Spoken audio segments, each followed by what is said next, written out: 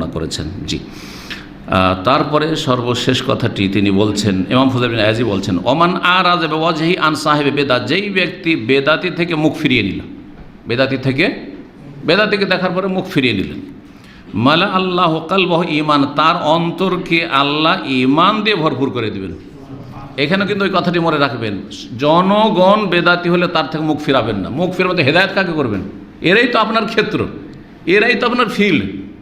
যারা আমাদের আলোচনা শুনে হেদায়েত হয়েছে তাদের সাথে যদি আমরা ভালো আচরণ না করবো তো কী করে আকৃষ্ট হবে, ঠিক না?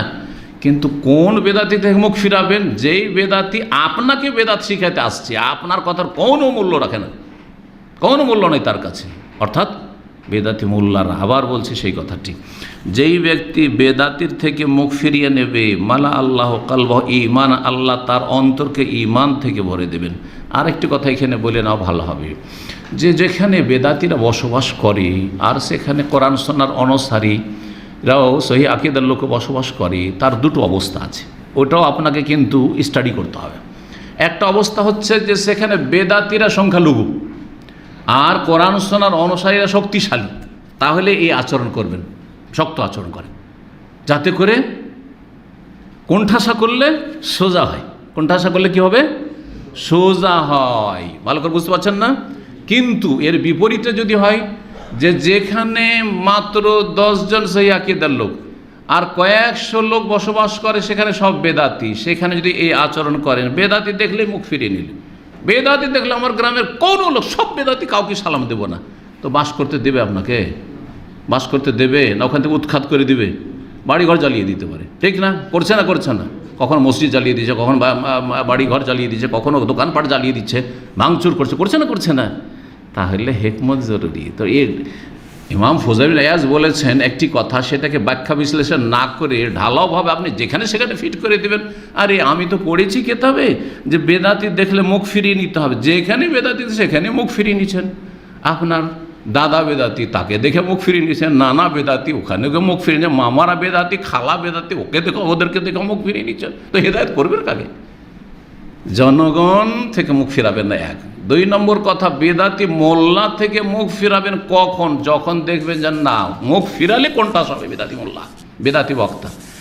আর যদি মুখ ফিরাইতে বেদাতি মোল্লা স্টেজে উঠে এমন একটা ওয়াজ দেবে না, একবারে আগুন জ্বালিয়ে ছাড়বে, যে এই যে তোমাদের গ্রামে আছে এ বেয়াদব এসেছে ওয়াহাবি, একে তাড়াও, একে এখান থেকে, এর বাড়িঘর ভাঙচুর করো, আর ওইখানে করে মুখ ফিরাবেন নাকি? এটাও জরুরি। ইমাম ফুদাইল বিন আয়াজ যেই সময় এই কথাগুলি বলেছেন তখন বেদাতিরা ছিল কমজোর, আব্বাসীয় খেলাফত আমল ছিল, বেদাতিরা ছিল দুর্বল আর সুন্নতিরা ছিল শক্তিশালী। ওই রকম প্রেক্ষাপট হইতে হবে। যদি ওই রকম থাকে তো অবশ্যই আহলে হাদিস গ্রাম আর বেদাতি, একজন বেদাতি আর তাদেরকে সম্মান করছেন, আর তাদের বক্তাকে, একজন গ্রামে 2 জন বাস করে, তারা বেদাতি বক্তা নিয়েছে, তাকে সম্মান করছেন, আর তার সাথে দেখা সাক্ষাৎ করছেন, না, মোটেই করবেন না। কিন্তু মাত্র 5 জন মানুষ বাস করেন ওই গ্রামে আপনারা, আর সেখানে করে আপনি বলেছেন না খারাপ আচরণ করবেন না, মোটেই না, এটা করা যাবে না, ক্ষতি করবেন। উদ্দেশ্য কি? উদ্দেশ্য হচ্ছে ইসলাহ। এই জন্য আমি মাঝে মাঝে বলি যে আমাদের আচরণটা হইতে হবে চিকিৎসকের মতো। একজন ডাক্তার যে শরীরের চিকিৎসা করে, সে যদি এই ভালো আচরণগুলি করতে পারে, কার সাথে কি আচরণ করতে হবে তা আপনাকে বুঝতে হবে না? আপনাকে বুঝতে হবে না? যেই রোগী চিকিৎসা নেওয়ার জন্য ডাক্তার কাছে এসেছে, ও বুঝতে পারছে যে চিকিৎসা নেওয়ার জন্য এসছে, সে যতই সিরিয়াস অবস্থায় থাকে তাকে যথাসাধ্য সান্ত্বনা দেওয়ার চেষ্টা করে এবং তাকে ভালো করার চেষ্টা করে, ভালো ডাক্তার, তাই না? আপনাকে ওই রকম, আপনি একজন ইসলামের চিকিৎসক, তাই একজন সহি আকীদার মানুষ, একজন চিকিৎসক, যে কোনো স্তর হন না কেন। সুতরাং আপনাকে দেখতে হবে যে এর চিকিৎসাটা কেমনভাবে, নরম চিকিৎসা দেবো না গরম চিকিৎসা দেব। যদি দেখেন যে এখানে বেদাতি মাত্র 1-2 জন আছে, তো একটু গরম চিকিৎসা দেন, বোঝা গেছে? আর যদি দেখেন যে বেদাতি হচ্ছে 90 জন বা 95 জন আর 5 জন হচ্ছে আমরা সহি আকীদার, তখন গরম চিকিৎসা দেওয়া যাবে না নরম চিকিৎসা দিতে হবে? নরম চিকিৎসা দিতে হবে, অত্যন্ত জরুরি এই বিষয়টি। কারণ উদ্দেশ্য কি? উদ্দেশ্য মারামারি করা নয়, উদ্দেশ্য ফিতনা ফাসাদ সৃষ্টি করা নয়, উদ্দেশ্য হচ্ছে ইন ওরিদ ইল্লাল ইসলাহ, সংশোধন করা। সংশোধন কিসে হবে? সংশোধন কিসে হবে? ছোট বাচ্চাকে আপনি মার দিয়েও ঠিক করবেন বদমাইশি করলে, ঠিক কিনা? কিন্তু আপনার 18 বছরের বাচ্চার উপর যদি হাত তুলেন মারতে যান তো মার খেতে হইতে পারে কি না? মার খেতে হতো। আমরা তো এটা করবো না, কিন্তু বেকুব যদি বাপ হয়তো এই কাজ করতে যাবে, ঠিক না? তো এরকম কাজ করবেন না। তারপরে বলছেন যে ওমান ইনতাহারা সাহেবা বেদাতিন আমানাহুল্লাহু ইয়াউমাল ফাজিল আকবার, যেই ব্যক্তি বেদাতিকে ধমক দেবে, তাহলে ক্ষেত্র বিশেষে বেদাতিকে ধমক দেবেন। এখানে সৌদি আরবে বেদাতিকে ধমক দেবেন, কিন্তু বেদাতি এলাকায় গিয়ে মাজারের কাছে গিয়ে বেদাতিকে ধমক দেবেন, বেঁচে আসতে পারবেন না? মোটেই না। তো বলছেন যে যেই ব্যক্তি বেদাতিকে ধমক দেবে, আমানাহুল্লাহু ইয়াউমাল ফাজিল আকবার, যেই দিন মহা উদ্বেগের দিবস হবে, ফাজা, যেই দিন মানুষ ঘাবড়িয়ে থাকবে, মানুষ নিজেকে নিয়ে পেরেশান থাকবে, হ্যাঁ, সেই মহাদিবস হচ্ছে কিয়ামত। এই কিয়ামতের দিনে আল্লাহ তাকে নিরাপদ করবেন। কেন? যে এক বেদাতিকে সে ধমকিয়েছিল, চমকিয়েছিল। ওমান আহানা সাহেবা বেদাতিন, আর কেউ যদি বেদাতিকে কি করে, বেদাতিকে অসম্মান করে, বেদাতিকে অপদস্থ করে, রাফাহুল্লাহ ফিল জান্নাতে মেয়াতা দারজা, আল্লাহ তাকে জান্নাতে 100টি মর্যাদা উঁচা করবেন তার।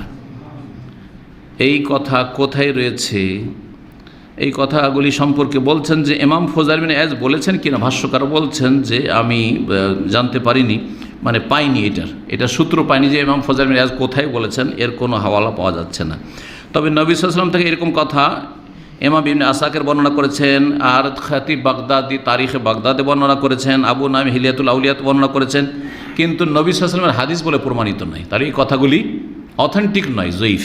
জি, গরম কথা অনেক সময় জয়ীফ হয়, বাড়াবাড়ি হয়ে যায়। জি, মাজমুয়া ফাতাওয়া ইবনে তাইমিয়া রাহিমাহুল্লাহতেও এই বিষয়গুলি নিয়ে আলোচনা করা হয়েছে। জি, তারপরে শেষ কথা যেটি বলছেন তা দিয়ে শেষে, ফালা তাকুন তুহিব্বু সাহিবা বিদাতিন ফিল্লাহ আবাদা, সুতরাং আল্লাহর সন্তুষ্টির জন্য কখনো তুমি বেদাতিকে ভালোবাসবে না, কখনো তুমি বেদাতিকে ভালোবাসবে না। বেদাতিকে অন্তর থেকে ঘেরা করতে হবে।